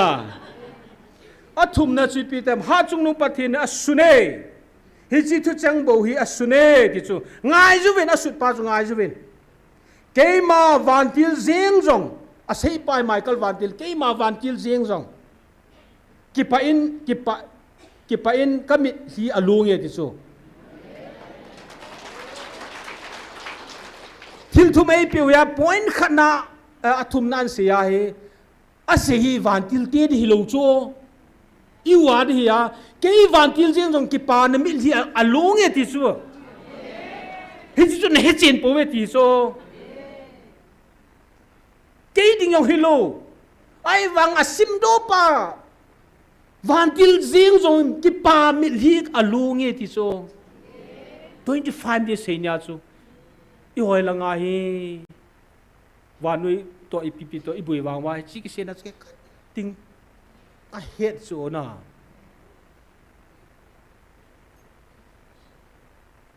hi chi thu chang ki sun hi ngai zu ve ne ti so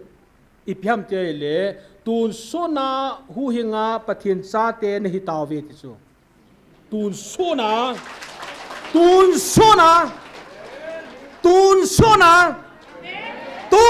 na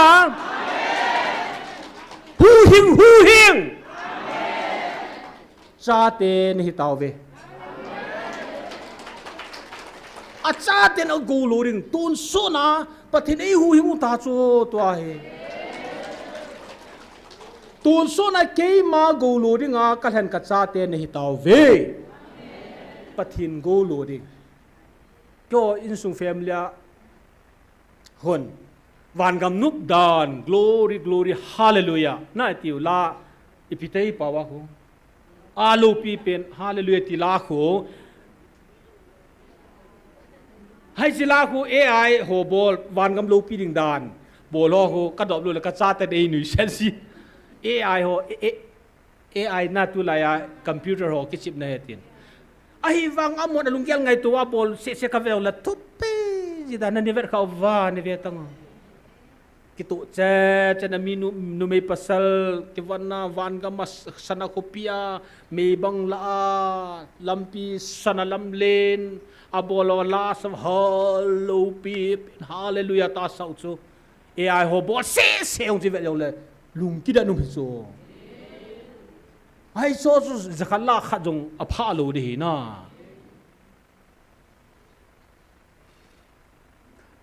hichi thumbo hi ha chungnu pathin asune atina tun ke ma ha chung pathin engan sina hi chang chu kasim thatan ke ma e kingan sina bangin kasei tai ti cho hi chung phun do chu pem la tun so na hu hinga pathin chate nahi taw ve tayo i het ke ta lo cho hi che se pe na hi aphong do pa Michael Wandir ki pa mil hi lo 46 na zo vevin keima Gabriel sangin Chirup sangin Michael Wantil thing kain solin hi chi lekha zola chun kai tao hi chai ei mut mo sa hi chin hi chi lekha zol Gabriel jong hilo Chirup jong hilo Michael Wantil kain sole Michael Wantil thing kain solin hi chi lekha zol ain po chu ki pana le dana heti chu sapa ke an pu hina ki pane le dana chu a hin na ho atasan ho dingin ki pana heti chu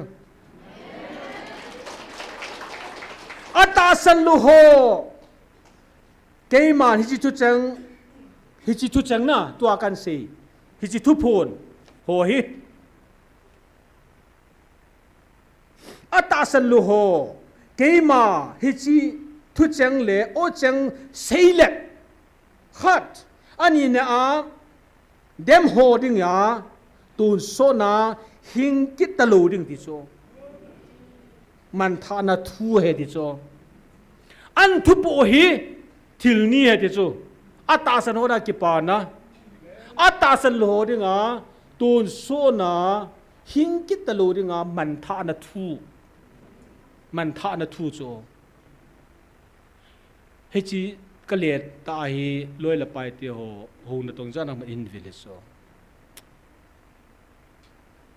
family friend na din kan di ve ka taw kho ma ben ai wang so thu se hen lut be se la nang na ta san ki ta san kin ka ta san ki san ti la he chi jana ka le kai mo lo ta ske He's my best friend. Pathin na ka to khom pia chi kan le nya hi na. Lum na ka ju nai kan nui ki thogo ta chu. Ita tu ya nom na kai mu thei po ki ka sei ta. Tu ni ka translation ka le na lai ya hin o. Ata saluwa anil kal ho hi tu so na hin ki ta loading ma tha na thu ka le ta ho. Ka thu le hi. Ata salu ho ma tha na ya ta san ho na ki pa na hi. Ei mun mo sa ta zu ke chu.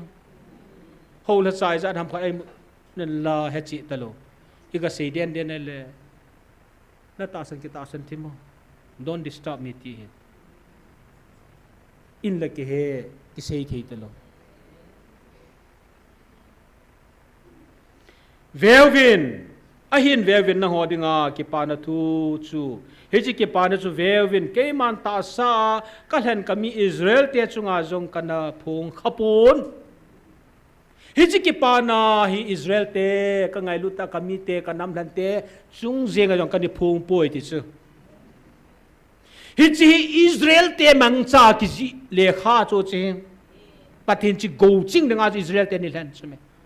Israel te ko ma phul lo wai le Bible la om ding chu chan sum lo ti ne chu. Ipiringa Bible om lo se to holom om lo na azi chu het ngai. Kami Israel te anga ka ni phul lo te le Hiji Israel te pathin angan si go hiza hicha om ding chu chan sum loi.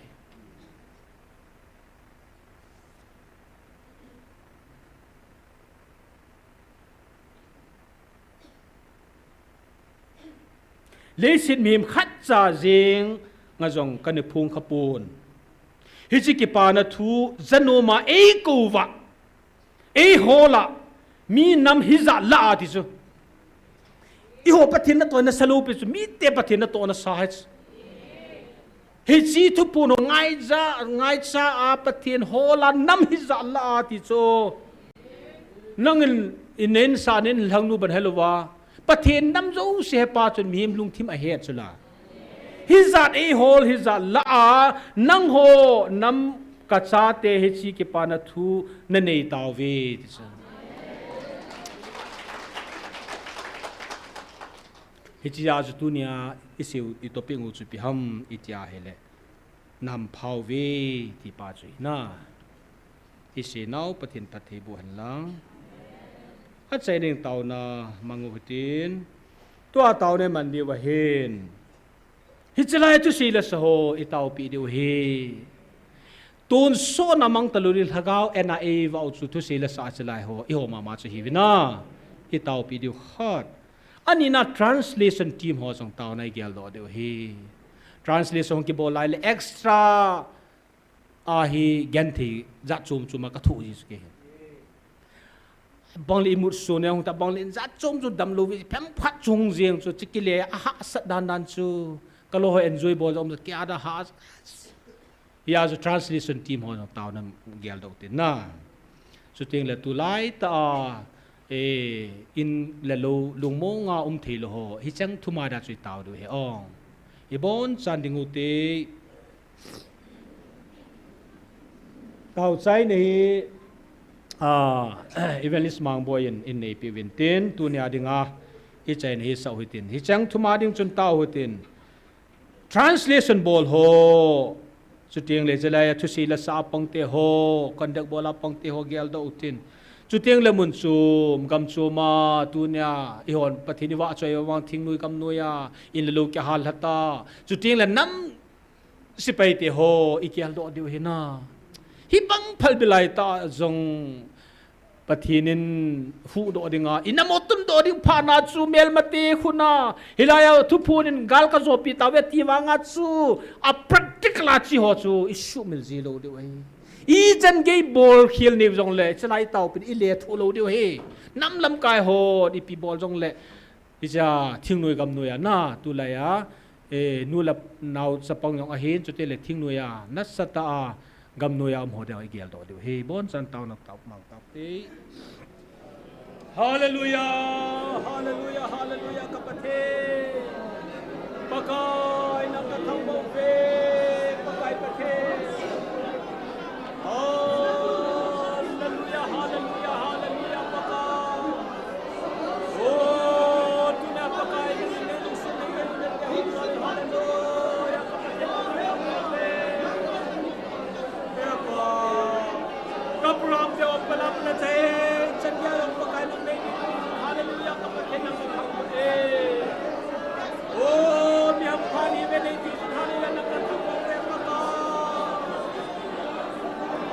Epa, Julai muna tu sila sozo, sila na jisyo mani. Nagaw en pate niging pakay, kahit na ulit ang kati. Lusay na sa teolong tim, sumapakay, naging patay ko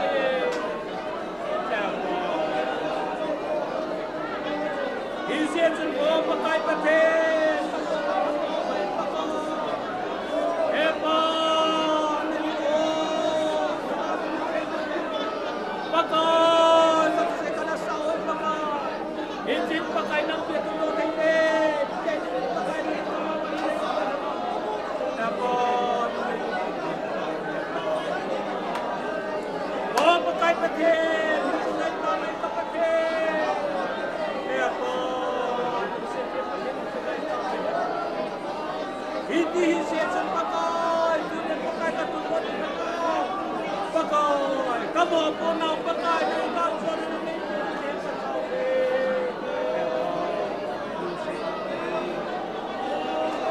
Yung sinay tamay pakay galat po na kahipe Yung ngoy lang kay teho Nang punhap teho yung pakay Dunaw sa pang gitsaan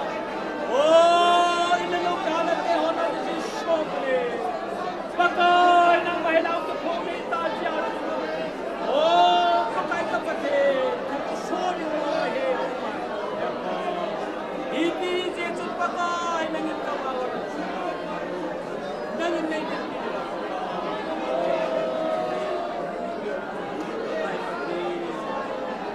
Oh, pakay kapatid yung sinay tao na siya. Translation team ho, sa pakay kan kaya daw naman, sinanahin ko niya. Oh, pakay nang matuloy at hindi.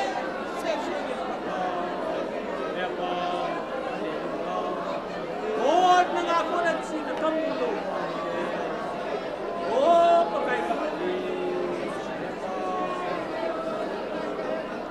Pakay. Damnagam ng native na naman sila.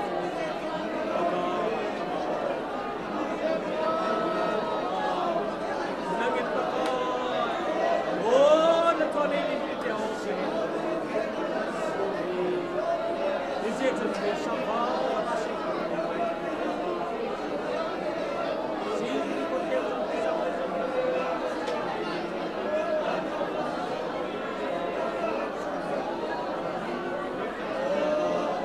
Low people yung sanay pa. Eh, yung sanay nga naman kaya ako sa aling kapatid. Oo, patay. Kaya po.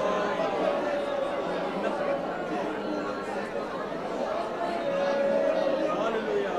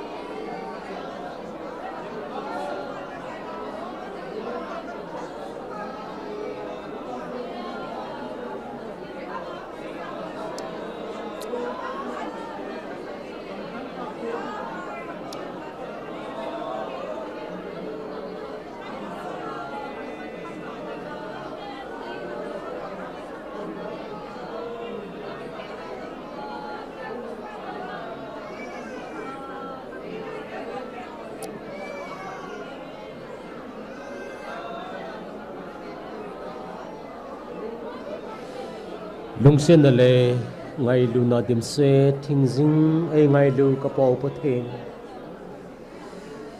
tu ni nang man tagaw may Tikhomna from sunga nasupa narasapu naman sa pothole asan nilam sen gane puita azalo vinamin lopi sang takatang baban he natsate kataw khomnaw sunga pakai kyo thum na tauna sanga haizo la phazo anang man nei san pi wa phathini bo pi divin kataw ban he tu ya hilai mun ko nang pod lam chi zon ding kahita wing jing ne ko ta sa damsel sia nang mani musa kidwa dunia nang mang tingin berzo lo kanu kapaw kanaw ti ho